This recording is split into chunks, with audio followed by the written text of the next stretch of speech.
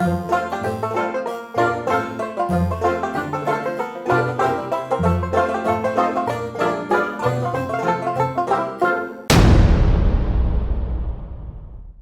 guys, thanks for watching. Welcome back to the channel. So we're at another job here today and we're doing an EICR. But first off, I have to replace a fan. Now sadly I didn't get any footage of the really horrendous noise the fan was making before. Which was quite strange really, because this is a very good quality fan, which I'll show you in a minute. And thankfully, because it's a good quality fan, the manufacturer just did a straight swap under warranty. It's got a 3 or a 5 year warranty, I think, this particular fan.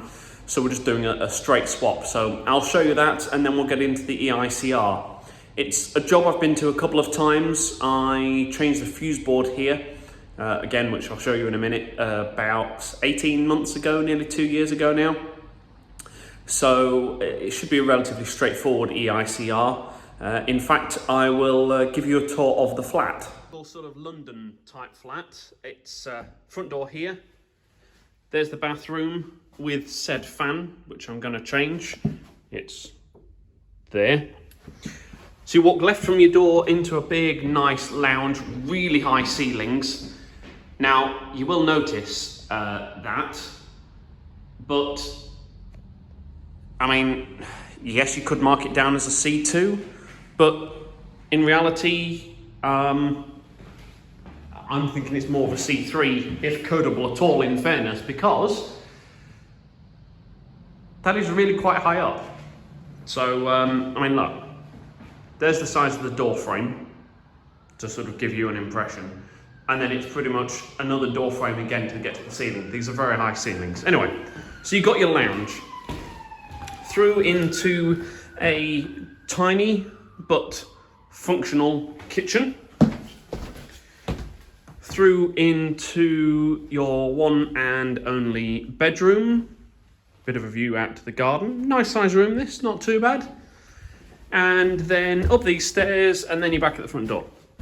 So literally that's the size of the flat.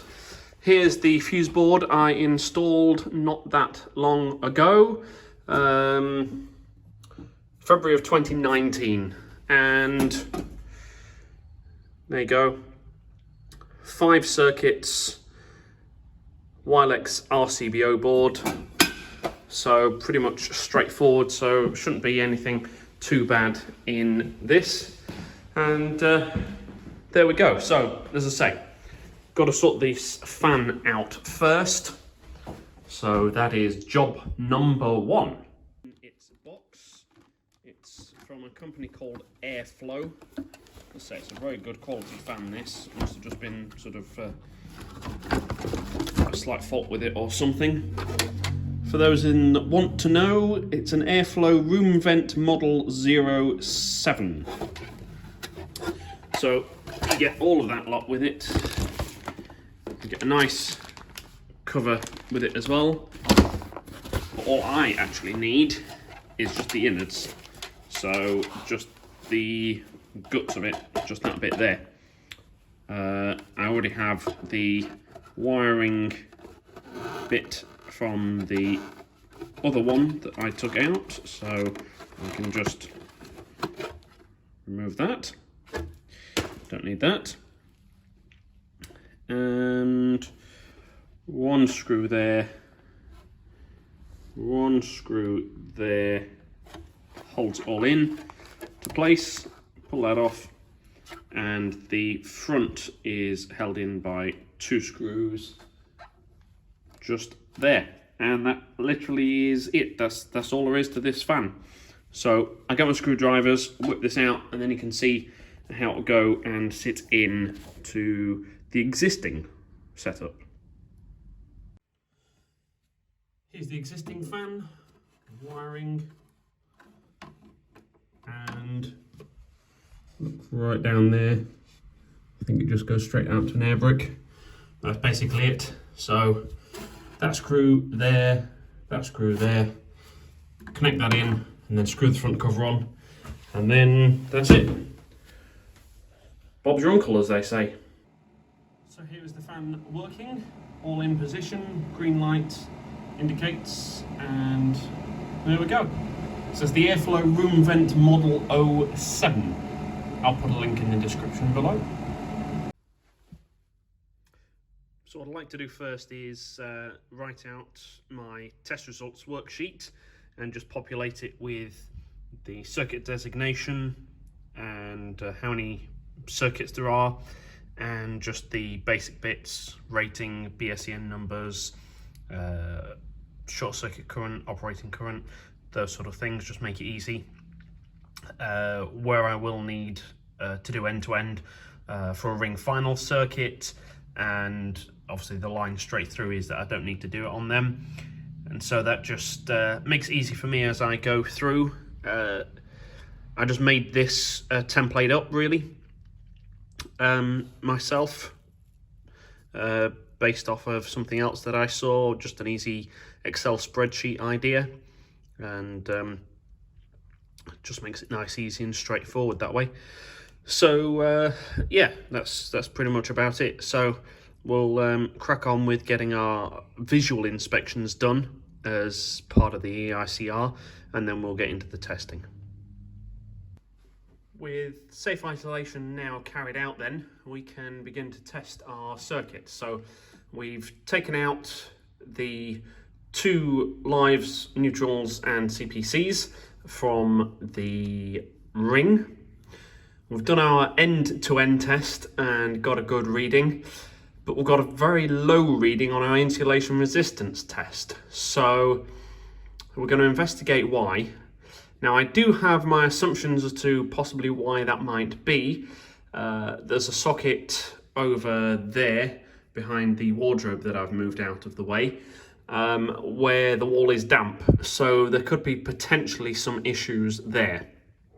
But I'm going to take the socket off and we can have a look and see exactly if that is the culprit and what we can do about it. And this is what I've found. So the socket is painted over, but you can see evidence of green on the earth terminals there, and also where the screw sits in, and that screw is looking a bit manky. But then of course behind there, evidence of rust on the metal back box, so that's never good. And of course, yes, these cables are of the older wiring colour, but even still, I've seen much better older wiring colours when I've looked at things. So as you can see there, it's obviously had some effect from the weather. I'll try and focus on the cable, not my hand. No, I don't want to do it. But you get the idea. You can see what it's like. So what I've done is, when you have a ring, obviously you have the cable that comes directly from the fuse board, runs into the socket, out of the socket, round to the next socket, and then as we get here, from the previous socket and then on to the next socket. So one way that we carry out tests to check and see where there's a fault somewhere on the ring, and one reason why rings are a bit of a pain, and one reason why when I do a rewire I don't really fit a ring unless possibly on the kitchen, maybe. But that's the only place I probably would. And then again, with a bit of... So what we do when we do testing is we actually split the ring. So we find a socket, and particularly this one, because this is where we're having the issue. We take the 2 cables that come into it and we basically split them out, and then we carry out our tests as though they were effectively 2 radials. And that's what I've done. I've carried out my insulation resistance tests because that's what I was getting an issue with. My R1, R2s were fine, and my end-to-end tests were fine, so obviously the ring was complete, and the resistance on the R1, R2, when you link the live and the CPC together, line and CPC, were actually okay. Relatively low enough and not looking too bad given the age of the installation. But then, as I say, with the insulation resistance reading, it was less than 1 megohm, so it was something like 0.77, something like that. cross line and neutral and CPC. So not good. So I've split it out, thinking that this could be where the problem actually is. And on one leg, which is, I do believe, that side, perfect readings on the insulation resistance. On this side, not perfect, but well into the hundreds. So I'll just carry them out again just to double check that everything is safe. And then what I'll do is just stick some Wagos on the end of these cables and blank off this socket. But then you might be thinking, yes, but you've had a 32 amp breaker on there. Well, RCBO, how do you manage that? Well, actually, all you do is you just turn it into two radials. So instead of having a sockets ring, you have sockets number 1 circuit and sockets number 2 circuit. And this box just has a blank plate, and the cables, basically the end of each radial is here. So I'm not going to like snip them out or anything, just leave them in the terminal block, and then that can be that. They'll be in it'll be safe and behind a blanking plate. But we put them on two 16 amp RCBOs, and that'll be perfectly fine because it's a small flat. There's only a couple of sockets in here, a couple of sockets in the kitchen, a couple of sockets in the lounge. So that's no hassle at all. I've got no issues with that.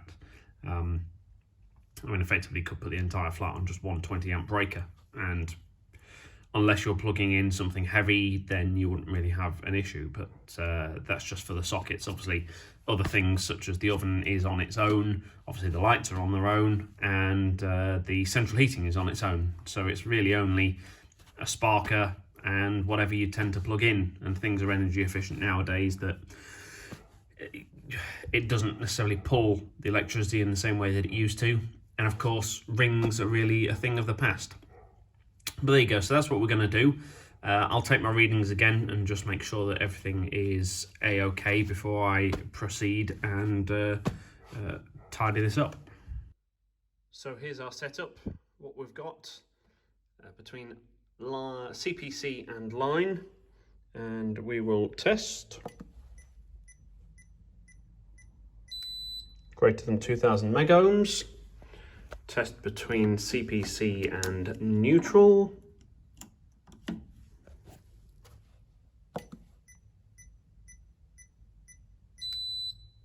Greater than 2000 megohms. And between neutral and CPC. Sorry, neutral and line. Greater than 2000 megohms.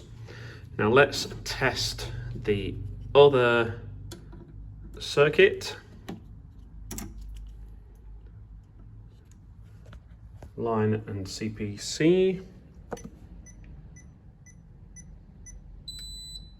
123.4.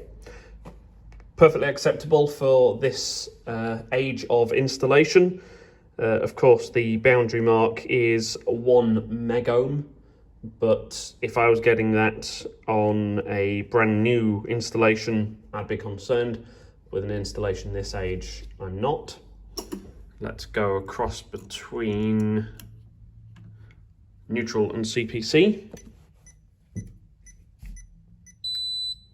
34.63. Again, not fantastic, but not really abysmal for the age of installation, and definitely well over the 1 megohm. And then between line and neutral, 118.9. So a pass, not a great pass, but it's a pass. And effectively we now have just 2 radials instead of the 1 ring, but it means a bit more life out of this installation without thought of necessarily rewiring. Obviously that 35 point something or other megohm reading is worth, I will just mention it to the client, but in terms of it being a failure on the EICR or anything, everything is all good. So I'm happy with that, and we will split that off into 2 radials. for which, as I've already said, I have two 16 amp RCBOs anyway. Not those, I'm just pointing that those are 16 amp RCBOs. Also, you'll notice when I did this, we have gone for the type A RCBOs, something worth noting. And there we are, two new, two new 16 amp breakers in place for the split ring. So effectively two radial, sockets number 1, sockets number 2, and then the rest, we've just moved everything across. So even though this is a small 1-bedroom flat, it actually now has 6 circuits, which in fairness isn't bad. You know, it's kind of good to split the lighting up, especially as you've got RCBOs here. For instance, if that one went down, which is through there, you still have lights in here, and vice versa. If these went off, you've still got lights through there. The light you can see is my work light that I use. So we're now going to carry out RCD tests on both of these sockets and get the readings for them, and then we'll do some ZS readings and sort everything else out. Okay, so that's us done for this job. I've just got to go and drop the keys off at the estate agents and then do all the paperwork bits at home. So that's it for now. Thank you very much for watching. Don't forget to click like and subscribe and tune in for the latest videos. And if you click the notification bell, you'll be notified when I release them. Take care. Thank you. Bye-bye.